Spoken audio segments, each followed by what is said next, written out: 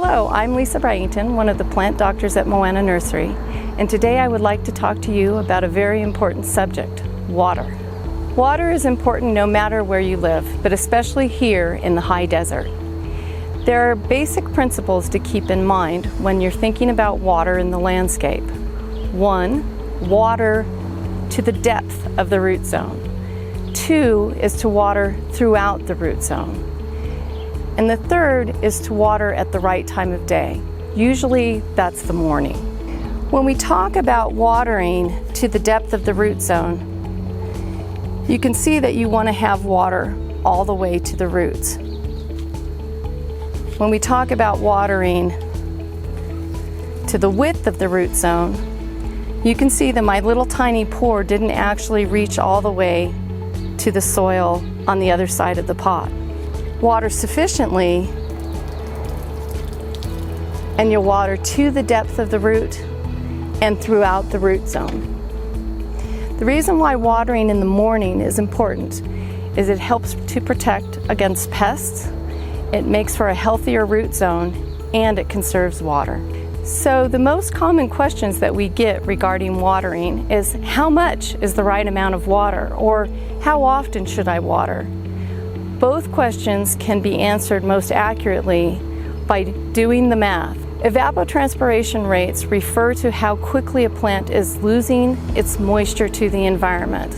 Individual evapotranspiration, or ET for short, much easier, ET rates can be calculated for individual plants. The rate is calculated then against the size of the plant. That way you can come up with the plant's specific watering needs.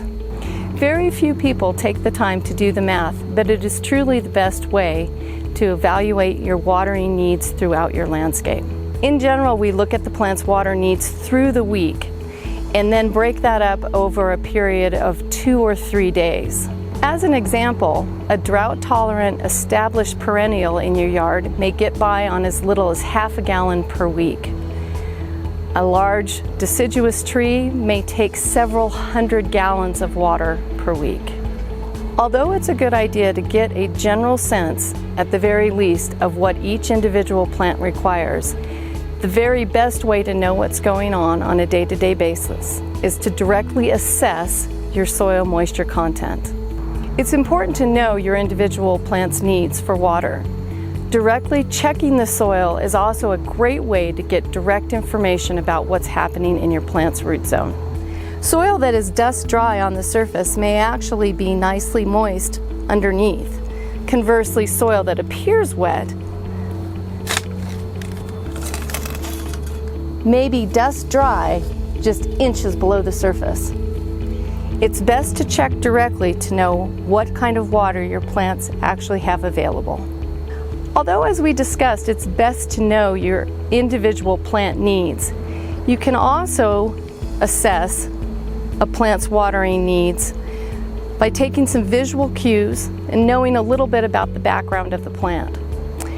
For instance, lavender, a very popular plant in northern Nevada for a whole lot of reasons, not the least of which it is a water-wise, water-thrifty plant.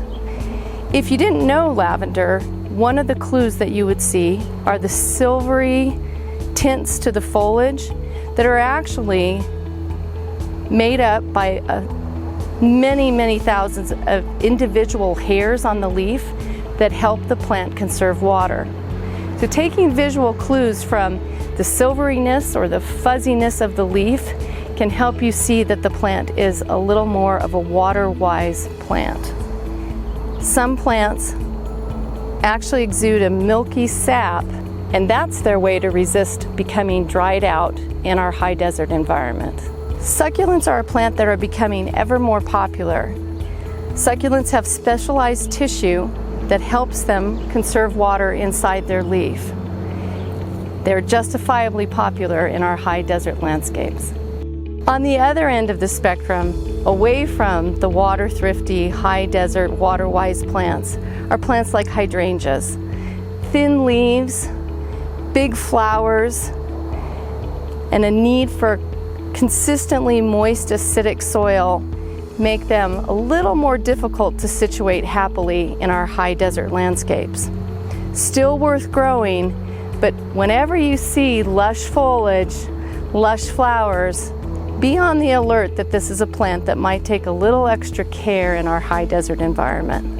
Another important aspect of assessing your water needs in your landscape is knowing your soil. Whether your soil is sandy or clay-like can make a big difference on how frequently you need to water, or at what rates you need to water or reapply. Organic matter in the soil is a great way to buffer both sandy and clay soils. Looking at the general environment in which your plants live is another good way of assessing what their water needs might be. Look at sun, shade, reflected light and heat, wind, and changes in soil grade to help inform how that may affect your plant's watering needs. When you look at your landscape, think in terms of hydrozones. In other words, just areas where all of the plant's watering needs affect each other. Ideally, situate plants with similar watering needs together. And one last word about water conservation. Not only is watering properly important for your plant's health, it's important for our health. Watering properly, watering deeply but infrequently is not only better for your plants, but it's better for conserving water and keeping all of Truckee Meadows happier and healthier. For more information about how to water your plants, please visit any one of our 3 Moana Nursery locations.